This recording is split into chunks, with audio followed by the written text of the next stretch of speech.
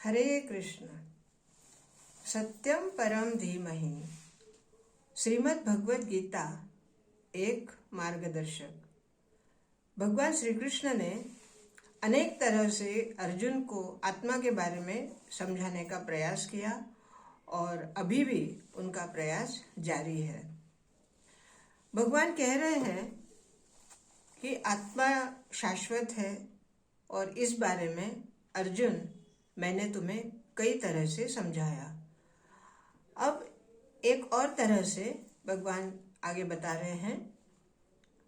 द्वितीय अध्याय का 30 और 31 श्लोक। इस श्लोक में भी इसी के बारे में, आत्मा के बारे में दूसरा रूप भगवान दिखा रहे हैं। आश्चर्यवत् पश्यति कश्चित् एनम् आश्चर्यवत् वदति तथैव च अन्यः आश्चर्यवत् वचनम् एनम् अन्यः शृणोति श्रुत्वाप्येन वेद न च एव कश्चित्।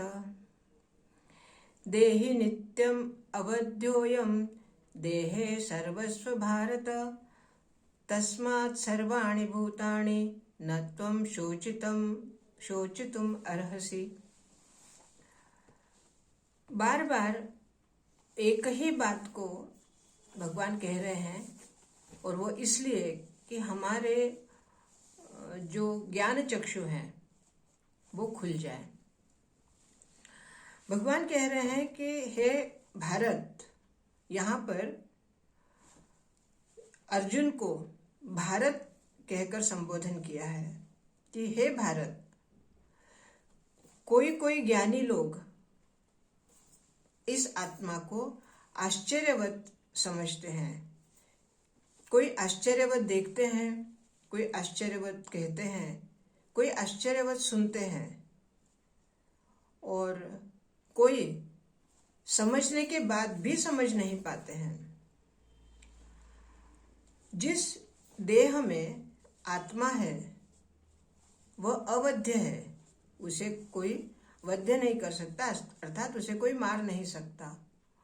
और जिस देह में वो है उसी देह के अनुरूप आत्मा अर्थात कार्य करता है, जो शरीर। इतना सब तुम जान गए हो और फिर भी तुम शोक कर रहे हो। अतः हे भारत, अब इतना सब समझने के बाद तुम्हें शोक नहीं करना चाहिए, युद्ध के लिए तैयार हो जाओ।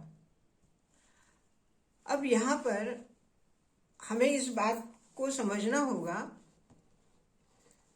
कि यहाँ भगवान ने एक शब्द कहा है ज्ञानी जन। अब ज्ञानी और अज्ञानी, यहाँ पर दो भाग हो जाते हैं। जो व्यक्ति या जो इस बात को समझ गया है कि आत्मा शाश्वत है, परंतु उस बात को समझने के बाद भी वो अपने कार्यों में उसकी समझन, जो कि वो समझ चुका है, उसके व्यवहारों में वो दिखाई नहीं देता, तो ज्ञानी होने के बावजूद भी वो कहीं कहीं अज्ञानी प्रतीत होता है। अब कोई जो ज्ञानी लोग हैं, जो समझ गए हैं कि आत्मा शाश्वत है, फिर भी वो ये नहीं समझ पाते कि एक छोटी सी अणु आत्मा एक छोटे से बीज के रूप में होने के बाद वो इतना बड़ा वटवृक्ष कैसे बन जाती है, या कोई व्यक्ति एक मनुष्य इतना बड़ा बुद्धिमान कैसे बन जाता है, या कोई व्यक्ति इतना अज्ञानी कैसे हो जाता है, या कोई इतना किसी का शरीर बहुत भारी होता है, कोई दुबला पतला होता है, या कोई छोटा सा बीज, पशु पक्षी हो या पेड़ पौधे हो या मनुष्य हो, कोई भी योनि हो, लेकिन उस अणु आत्मा को वो शरीर मिलने के बाद वो अणु आत्मा उस शरीर के ही तरह कार्य करती है। यहाँ पर आत्मा मतलब वो अणु आत्मा और परमात्मा, इन दोनों में वो भेद समझाने की बात कर रहे हैं। परमात्मा हमेशा अपनी इच्छा से कार्य करते हैं और अणु आत्मा जो कि हमारे शरीर के अनुसार कार्य करती है, और इस शरीर के अनुसार कार्य करने के लिए हमें प्रेरित कौन करता है, तो हमारा मन। और वो मन ही हमें अपने अनुसार कार्य करने को बाध्य करता है। तो यहाँ पर अणु आत्मा और परमात्मा दोनों भिन्न हैं कर्म के दृष्टि से। वस्तुतः परमात्मा का ही अंश रूप अणु आत्मा है, परंतु कर्म जहाँ आ जाता है वहाँ अणु आत्मा और परमात्मा भिन्न हो जाते हैं। परमात्मा स्व इच्छा से कार्य करते हैं और अणु आत्मा अपने शरीर के अनुसार कार्य करती है, मन के कहे अनुसार।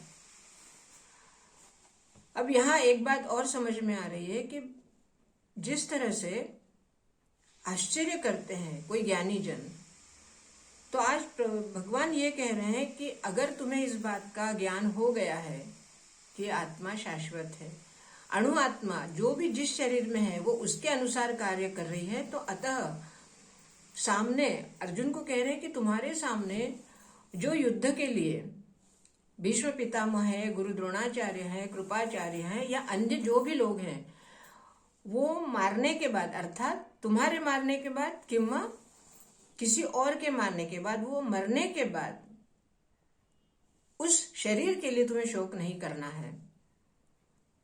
क्योंकि बात बार बार वही आ जाती है कि शोक किसके लिए करना है, शरीर के लिए या आत्मा के लिए। जब आत्मा शाश्वत है तो उसके लिए शोक क्यों करना।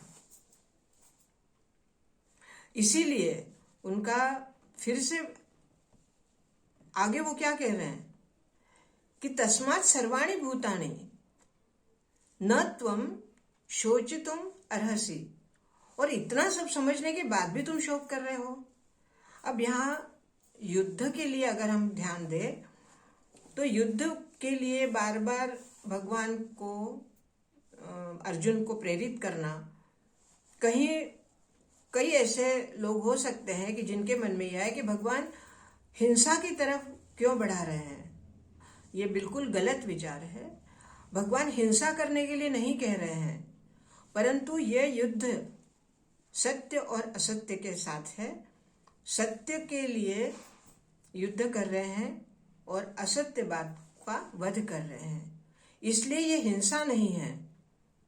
इसलिए इस युद्ध को प्रेरित करना मतलब किसी हिंसा को प्रेरित करने जैसा नहीं है, बल्कि असत्य बात जो कि हम जान चुके हैं और जिस बात को हम समझ गए हैं कि ये बात असत्य है या अधर्म के कटघरे में आती है या अधर्म के ही श्रेणी में आती है। अब यहाँ आज के परिवेश में अगर हम बात करें तो आज मैं या आप लोग या कोई और भी, हम जिस परिवेश में रहते हैं, जिस समाज में रहते हैं, जिस परिस्थिति में रहते हैं, अनजाने में हो या जानकार स्थिति में हो, हम लोगों के हाथ से कई बार कई भूल होती है, कई अपराध होते हैं जो हम समझते हैं कि ये गलत है या ये अपराध है या ये भूल है, ये नहीं करना चाहिए, फिर भी इंसान उस बात को करता है जानबूझकर। उसे पता है कि ये बात गलत है, ये नहीं करना चाहिए, फिर भी वो करता है। तो ऐसे परिस्थिति के लिए भी कृष्ण कह रहे हैं, आगे के श्लोकों में आएगा कि तुम जैसे भी हो, तुम सारी बातें, सारे कर्म, सब कुछ तुम्हारा जो है वो मुझे अर्पण कर दो।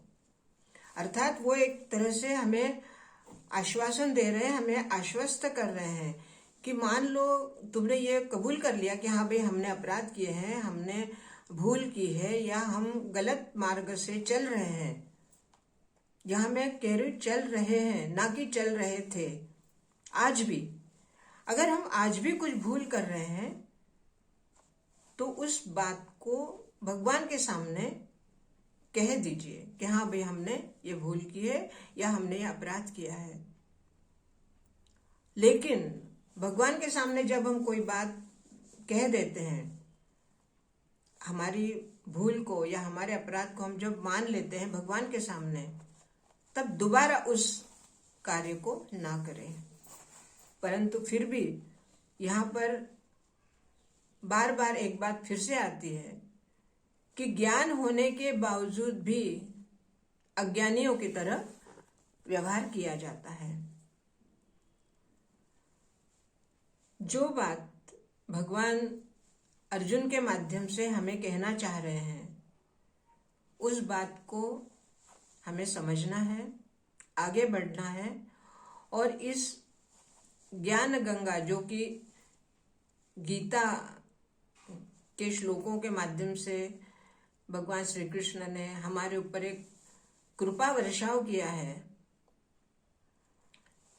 ये जो कृपा की बरसात है गीता के माध्यम से, गीता के श्लोकों के माध्यम से या अर्जुन को कहने के माध्यम से, उस बरसात में, उस कृपा बरसात में हमें भीग जाना है और हमें तृप्त होना है इनके वचनों को समझकर, भगवान के कहे वचनों को अपने जीवन में लाकर। भगवान ने जिस तरह से हमें ये बात समझाई है, आगे हम इस बात को समझेंगे और इस बात का हमारे जीवन में पालन करेंगे। इसी आशा के साथ ये आज यहीं तक है। अगला श्लोक कर लेंगे।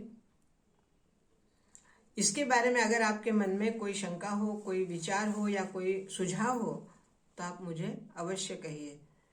हरे कृष्ण।